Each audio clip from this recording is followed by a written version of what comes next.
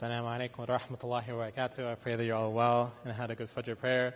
Alhamdulillah, Allah subhanahu wa ta'ala has brought us to Surah ʿImrān, and we are still in the story of Maryam alayhi salam. And this is a remarkable story of Maryam alayhi salam. And this is a story that many of us know and resonate, but we haven't necessarily gone into detail and understand it.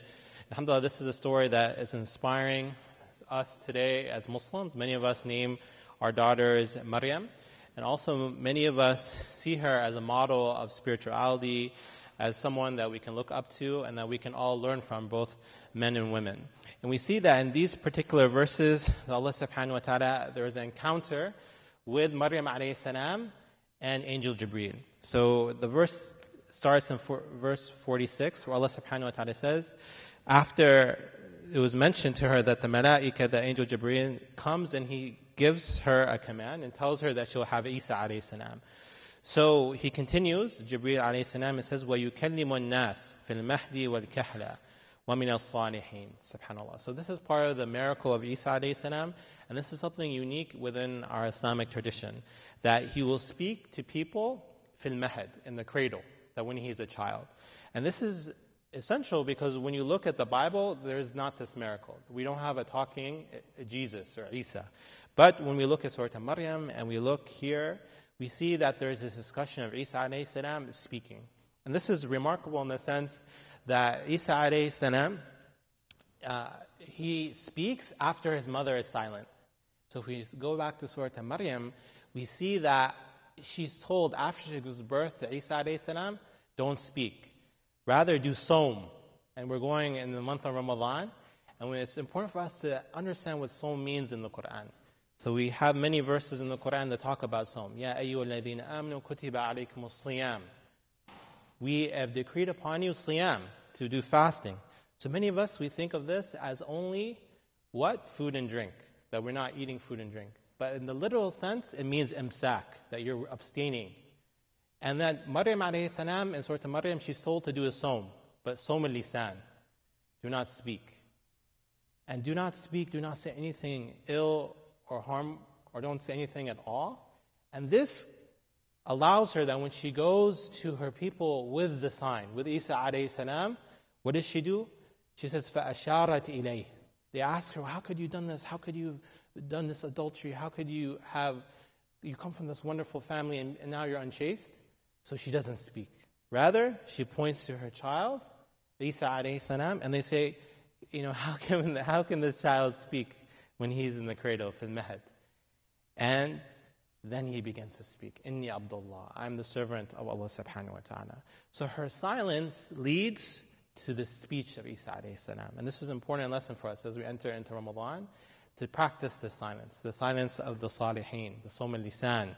That fasting is not simply about food and drink, but it's also about our thoughts. It's about our limbs. It's about our minds.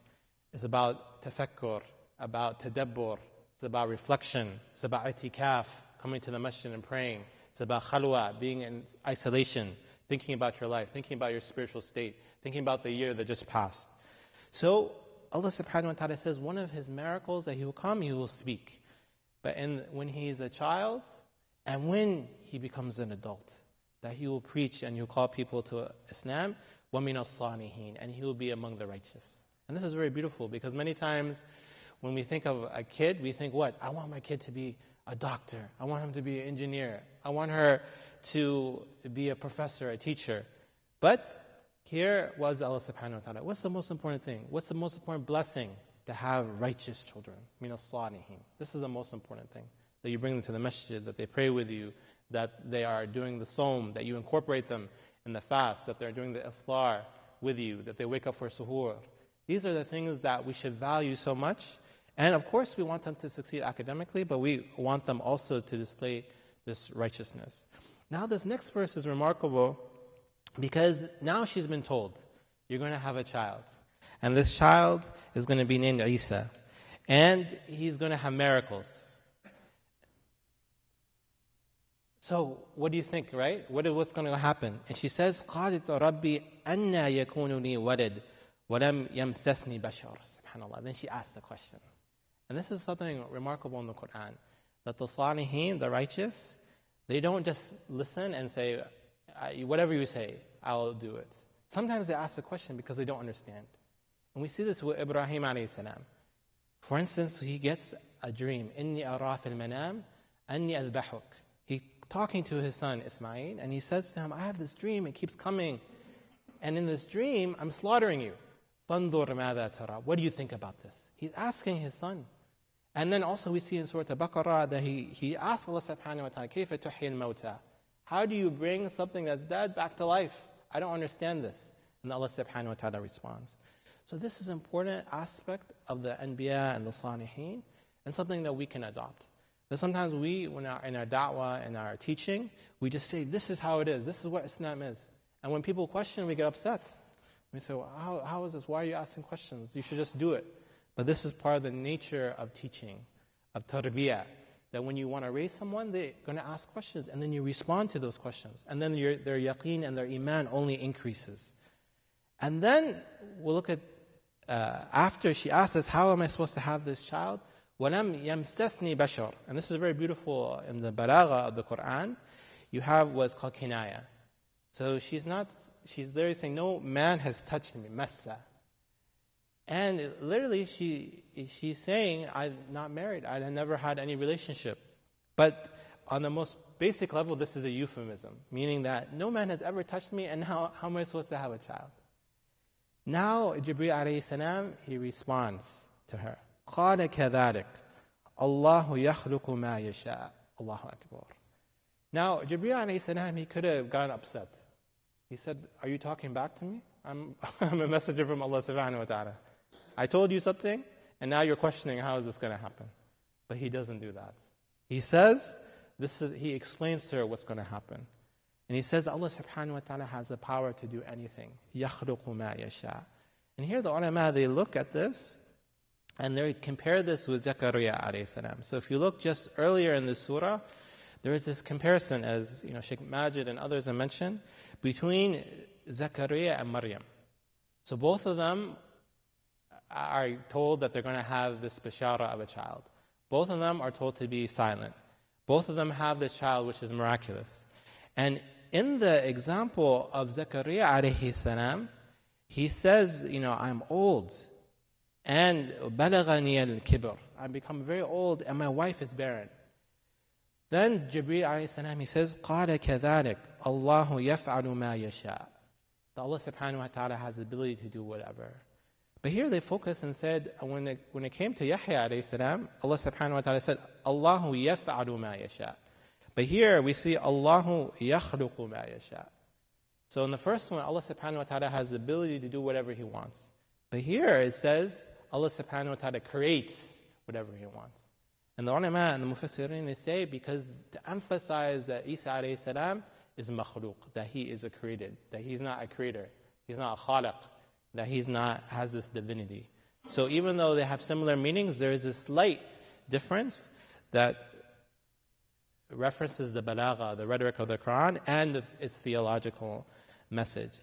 And then Jibreel continues and explains, إِذَا قَضَى أَمَرًا فَإِنَّمَا يَقُولُ لَهُ كُن فَيَكُونَ. SubhanAllah. That if Allah subhanahu wa ta'ala decrees something, then it will occur. And all He has to do is say this will happen, and then it will occur, because He has that power to do it. Here the ulama, they make another fascinating observation when you compare Zakaria with Maryam. So when Zakaria is told that he's going to have a child, he asks for a sign. He says, give me an ayah. And his ayah is not to speak for 3 days and 3 nights. But here they notice when Maryam alayhi salam is told that she's going to have a child, she first asks the question, how is this possible? But once she's told that this is a decree from Allah subhanahu wa ta'ala, then she accepts it. And this shows the maqam of Maryam alayhi salam, her position and her status, that when she understands this is something that's divine and it is a decree, she accepts this. And this is something that we can learn, that we can question. This is part of our deen, that we question, we ask. But it gets to a point at sometimes where we don't know the answer. And this is part of the aqidah of the Muslim, is that yes, you can question, yes, we can do the ilm, but at a certain point, we may not understand. And the ulama, they say that iman, with some types of uncertainties and ignorance is still sound. You don't need to know everything. That in the universe, there are certain secrets, asrar of Allah subhanahu wa ta'ala, and certain miracles.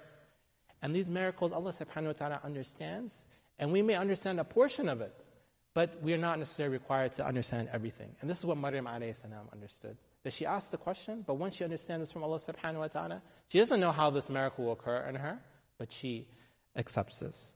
And then Allah subhanahu wa ta'ala, and we'll conclude with this verse, says that this Isa alayhi salam, وَيُعَلِّمُهُمُ الْكِتَابِ, that he will teach the kitab, the book, wal-hikmah, wisdom, wat-Torah, wal-Injil, that he will teach the Torah, what came before, the Old Testament, the Torah, wal-Injil, the Gospels, that he was a scholar of the previous religious traditions, but he also brought something new, a kitab, similar to the Prophet Muhammad sallallahu alaihi wasallam. So brothers and sisters in Islam, to conclude, we see so many beautiful things in these verses. First, the idea of a righteous child. That when Jibreel alayhi salam, he comes, he says, min as-salihin. And we have to ask ourselves, many of us here are parents, many of us are youth, how are we raising our children as salihin? And this Ramadan is a perfect opportunity for us to reflect on that.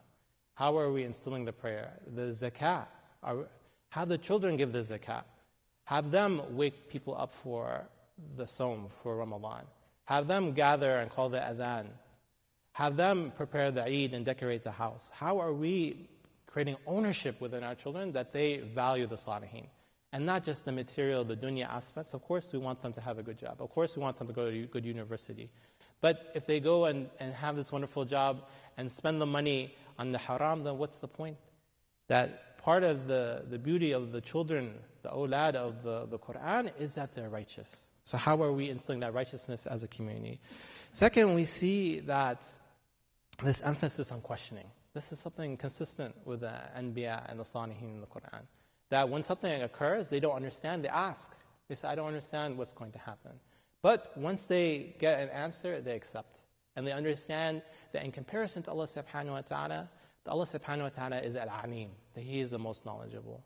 And that we are just simple servants. Isa alayhi salam said, Inni Abdullah, I'm the servant of Allah subhanahu wa ta'ala. I'm not going to understand everything. But when the decree of Allah subhanahu wa ta'ala occurs, then we accept that as believers. And lastly, it's important for us to believe in these miracles, the mu'ajizat of the Quran and of the Salihin. That we see that after Maryam alayhi salam is told, Allahu yakhluqu ma yasha, that He has everything. He can create anything He wants. And He can, when He decrees something, kun fayakun, that this will occur. And it's difficult for us, especially in the modern times, we are very rational and scientific. And many of the miracles talked about in the Quran, there is scientific explanations, talking about the sun, the moon, the stars. These are things that we can study and learn more about. And part of the beauty of the Quran, it points you to the normal miraculous. Sometimes we see the sun come up every day, but we don't necessarily reflect and say, SubhanAllah, this is a miracle, this is a sign of Allah subhanahu wa ta'ala.